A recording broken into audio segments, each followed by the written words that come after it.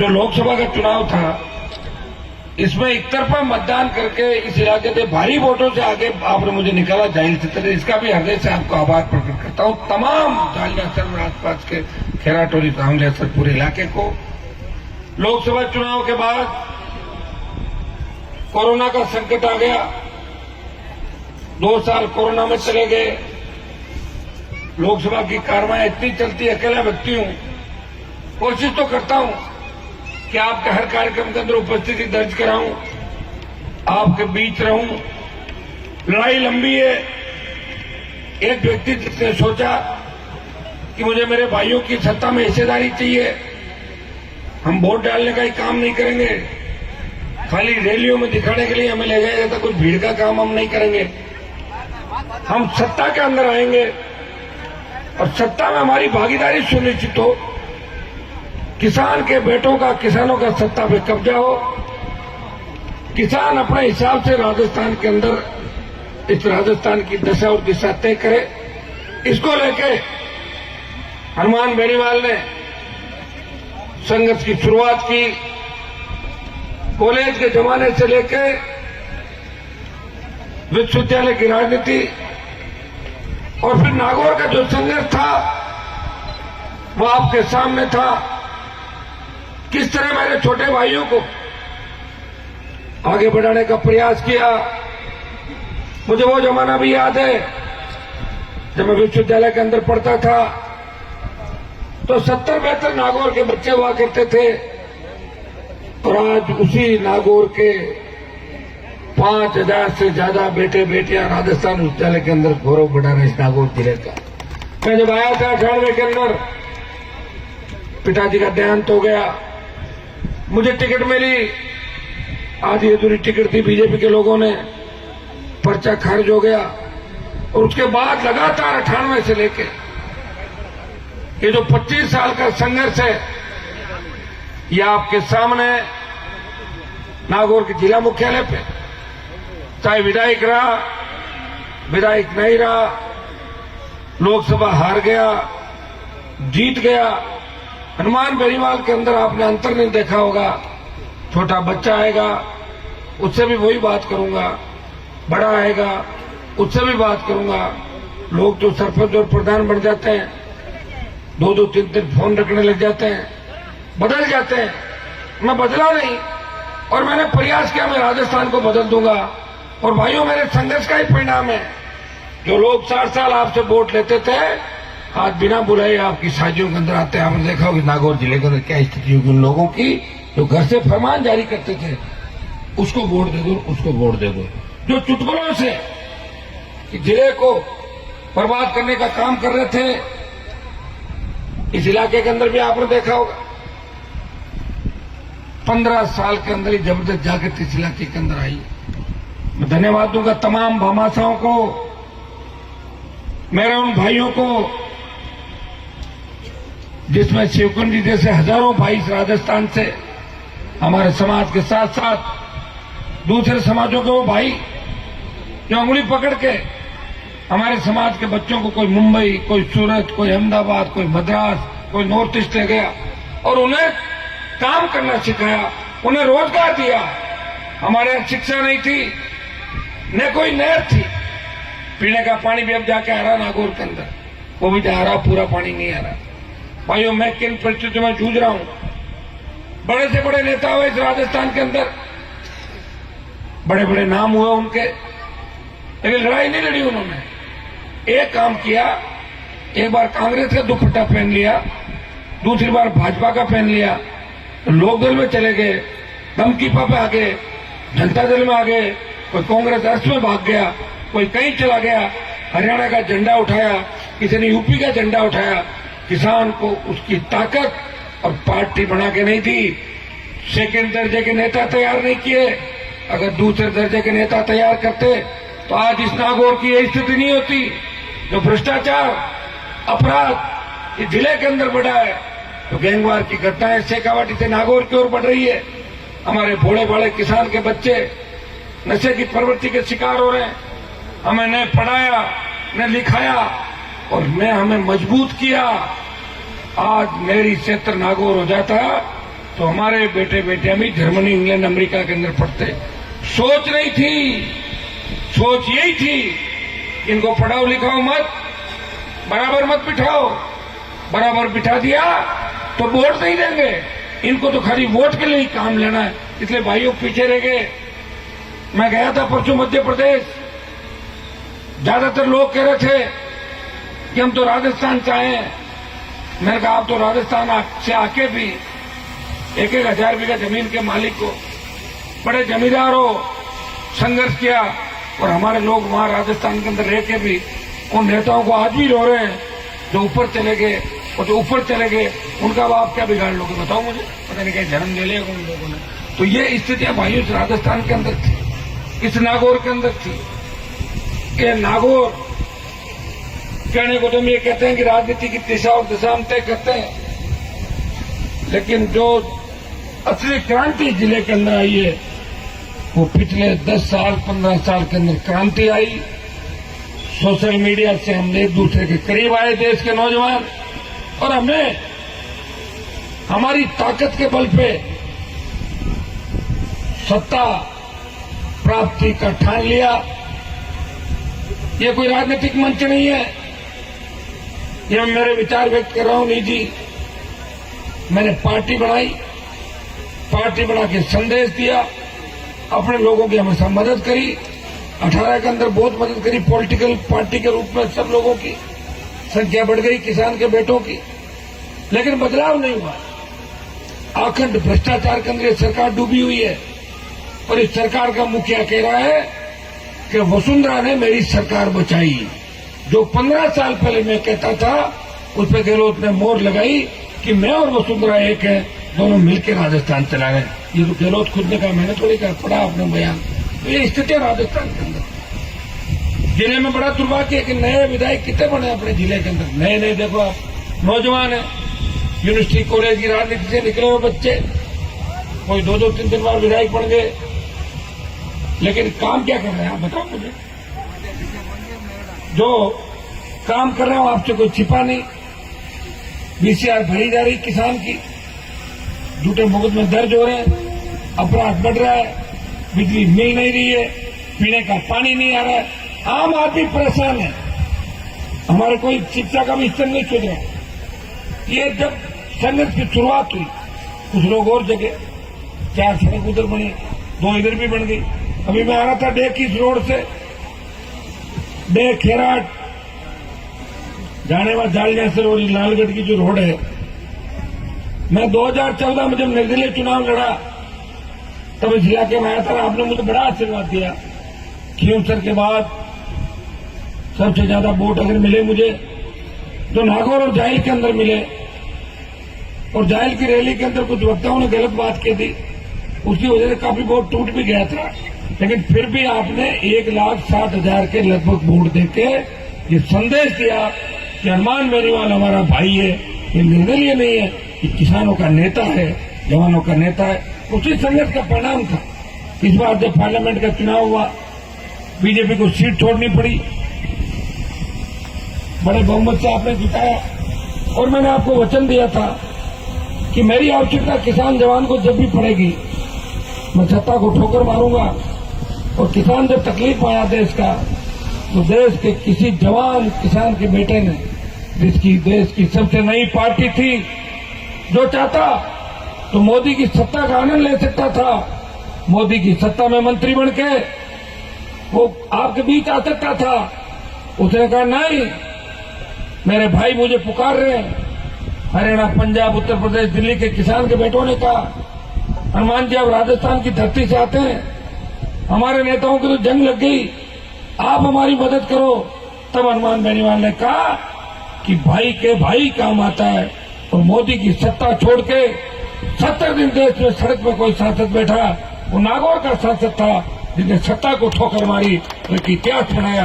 और भाइयों, जंतर मंत्र पे पहलवान बैठे, नागौर का तो कोई पहलवान नहीं वहां पे, राजस्थान का भी नहीं है। हमने गोल्ड मिला ही नहीं किसी को, या हमें जगह ही नहीं खेलों के प्रति, शिक्षा के प्रति। वो हरियाणा के बच्चे हैं, यूपी के बच्चे हैं, तो हमारा सम्मान हमेशा बढ़ाते हैं, गोल्ड लाते हैं, बॉर्डर पर संघर्ष करते हो, हमारे बच्चों के साथ उनको देखते हो, हमेशा आगे रहे हमसे। उन पे भी जब संकट आया तो देश का पहला सांसद अगर उस बाहुबली के खिलाफ उन बच्चों को न्याय दिलाने कोई गया, वो नागौर का सांसद था, उसने कहा ये वही बच्चे हैं जिनके साथ सेल्फी लेने के लिए मोदी मंत्रिमंडल के कई मंत्री और सांसद आगे पीछे घूमते हैं। और प्रधानमंत्री ने खुद उनके कसीदे लोकसभा के अंदर पढ़े थे।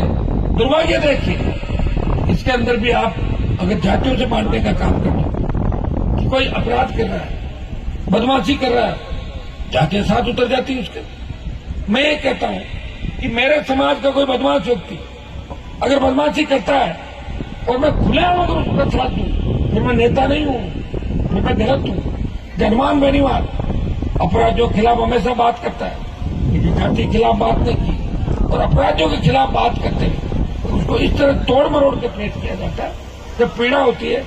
आज का जवान अगर सही दिशा में नहीं चलेगा, बहन बेटी की इज्जत करना और जो उसकी इज्जत नहीं करेगा उसकी खिलाफत करना, चाहे उसकी जाति कुछ भी हो, ये हम इस बात का ध्यान हम नौजवानों को रखना है, तभी देश आगे बढ़ेगा, प्रदेश आगे बढ़ेगा।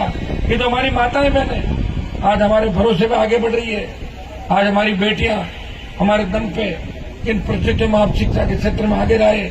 यहाँ तो स्कूल कॉलेज पानी की बहुत बड़ी समस्या थी, आज भी बहुत बड़ी समस्या है जिले के अंदर, इस राजस्थान के अंदर, इस मरू प्रदेश के अंदर।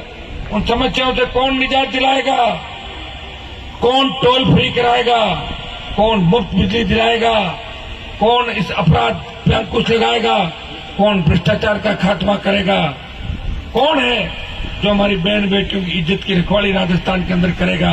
तो आज हालात है, अब क्राइम में नंबर 1 आ गए देश के अंदर, बच्चे सुरक्षित नहीं, स्कूल कॉलेज अगर बच्चे चले जाते हैं, ध्यान रखते हैं जब छुट्टी होने का आधे घंटे बाद बच्चे घर नहीं पहुंचते, देखो बच्चा घर क्यों नहीं आया, टैक्सी वालों को फोन लगाएंगे, स्कूल में लगाएंगे, आधे घंटे के अंदर होश हो जाता है आदमी। इतना बड़ा अविश्वास पैदा हो गया एक दूसरे के अंदर कि लोग भरोसा करना छोड़ दिया लोगों ने। इसके लिए कौन जिम्मेदार है? सरकारें जिम्मेदार है, तंत्र जिम्मेदार है। तंत्र को कौन ठीक करेगा? सरकार करेगी। मैं तो सरकार है नहीं, मैं तो सरकार के खिलाफ हूं, मैं कांग्रेस के भी खिलाफ हूं, बीजेपी के भी खिलाफ हूं।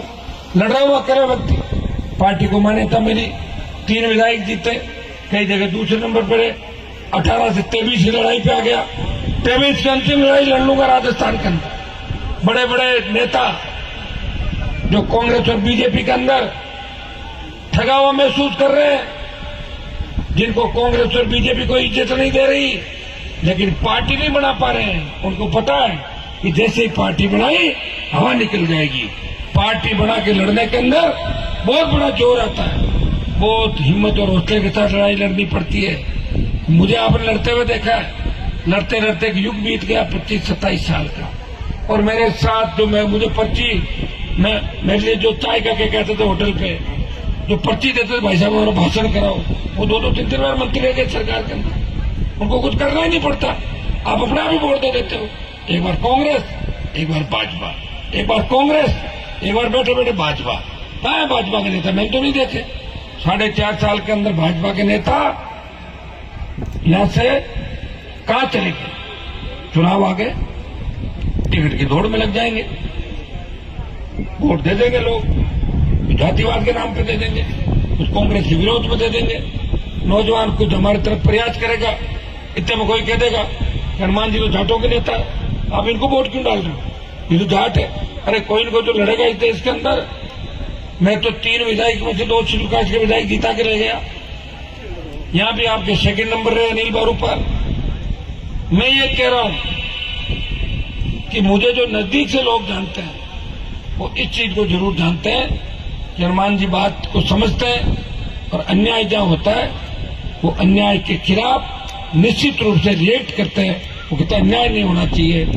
अन्याय के खिलाफ मोर्चा खोलने वाला अगर इस प्रदेश के अंदर कोई सांसद है, इस देश में सांसद है, जब सेना को ठेके पे दे दिया, अगर देश का कोई सांसद बोला तो नागौर का सांसद था, जिसने कहा मेरे छोटे भाइयों के साथ अन्याय नहीं होने दूंगा।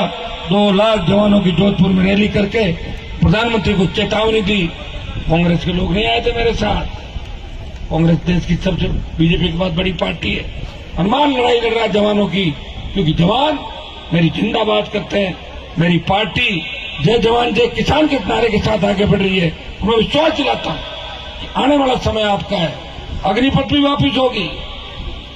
अग्निपथ के बाद हिमाचल और कर्नाटक भारतीय जनता पार्टी के हाथ से निकल गए।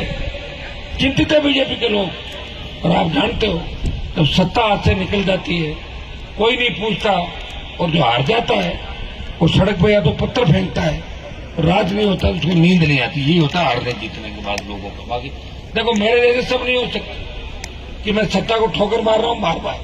मैंने जिले में बड़े बड़े नेता देखे, ये मिर्जाओं के सबसे बड़े नेता थे, किस तरह मंत्री बनने के लिए किसी के भी आगे हाथ जोड़ लेते जाते। दिन में कांग्रेस वालों के, दोपहर में बीजेपी वालों के, पता लगे ममता बनर्जी आए थे वहीं भी चले जाएंगे कि हम आगे मिलने वाला ममता बनर्जी बाबा की साइड पटे बाबा आकर कहा ममता बनर्जी।